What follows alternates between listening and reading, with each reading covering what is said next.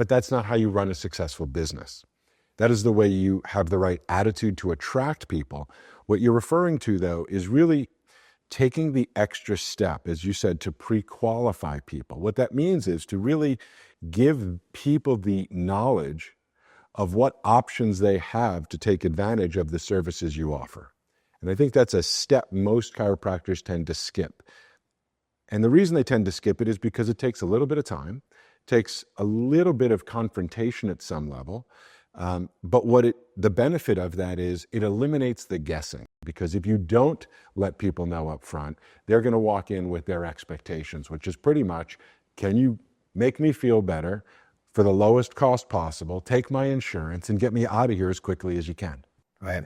Why does that dichotomy still exist? I mean, we're 125 plus years in, and I think most chiropractors, regardless of philosophically how you approach care, understand that, seeing a chiropractor every once in a while is a good idea, right? Now, you might apply that in different ways, whether it's weekly adjustments, whether it's monthly movement assessments, variety of different ways that can be applied.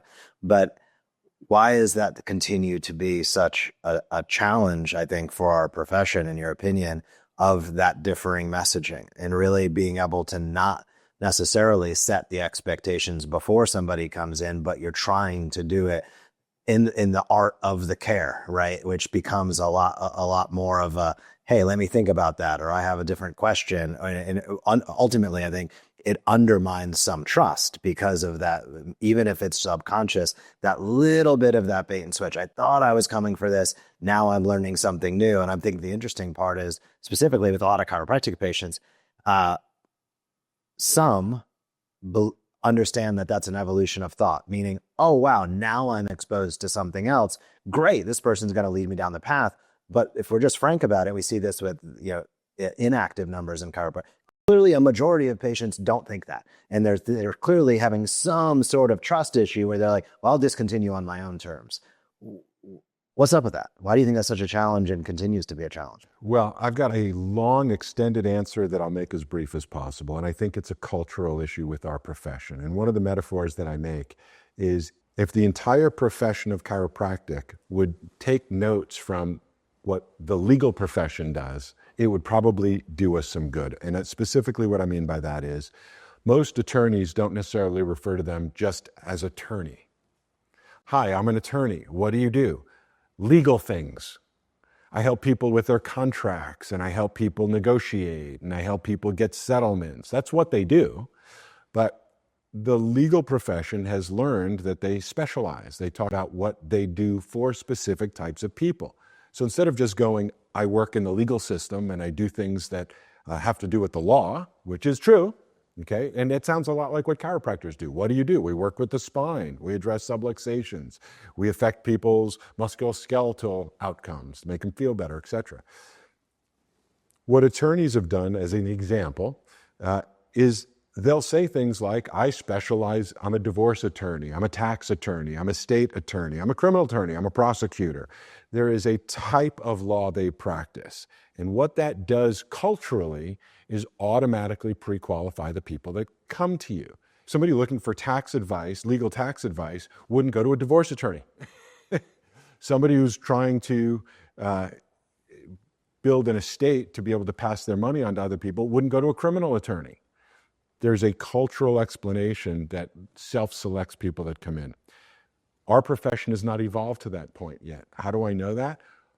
95+% of every chiropractor's office has the same sign in front of their door that says the same thing, which makes it impossible for regular people, including chiropractors, to know what type of chiropractor you're going to. Until we clarify, until we can start communicating in terms of specialty, in terms of these are the types of people, the types of conditions, the types of outcomes I can affect, until we can be more specific with people so that they can self-select coming in, we do ourselves a favor by saying, these are the different types of people that come to see me. Which one best describes you? So again, in my practice, I laid out the options. There are people that come to see me for temporary pain relief. There are people that have either pain or a chronic health condition that want to find and correct the cause of that problem. And there are people that want to proactively improve their human performance or their health. Those were the options in my practice.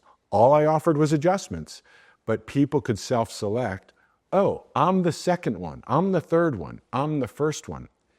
And the reason that was so important, both to them and to me, is because that eliminated the mystery when it comes time to making care plan recommendations. You've got several choices. You can fly blind, in my opinion, by guessing what the person in front of you wants because you didn't ask them. That's option one, which a lot of chiropractors do. Option two is you can make your care plan recommendations very close to whatever insurance reimbursement they do or don't have to cover the care you're recommending, so you don't have to have the conflict of how much does it cost me out of my pocket. You can make your care plan recommendations roughly based on the amount of care that's covered. But usually those two things are not congruent with what a chiropractor would really offer to a family member, to themselves, or if you took money out of the equation, what their honest recommendations for care would be. And until we clear up that conversation, which is really easy to do when you learn what the conversation is, most chiropractors will continue to have these, what I think of as high stress, high turnover practices. They're high stress because they are high turnover. They're stressful for the doctor because you always need more new patients to replace the ones that are constantly leaving. So if there's sort of a common denominator message, the question is, who are your ideal clients that would actually want to stick around for ongoing care based on the type of care you provide? Doesn't matter your technique. It doesn't matter necessarily your approach, how you adjust, how often you adjust. It's a matter of knowing what you are great at, what you love to do, and the type of business and the type of people you want to take care of. And if you can really answer those questions, you can then develop an easy, efficient system so that you can both run a great business and be a great healer. Yep. If you want to make your practice easier, more profitable, more fun, and experience more freedom, then check out Patient Pilot's weekly reactivation emails to pilot more of your past patients back into your practice. Check them out at thesmartchiropractor.com.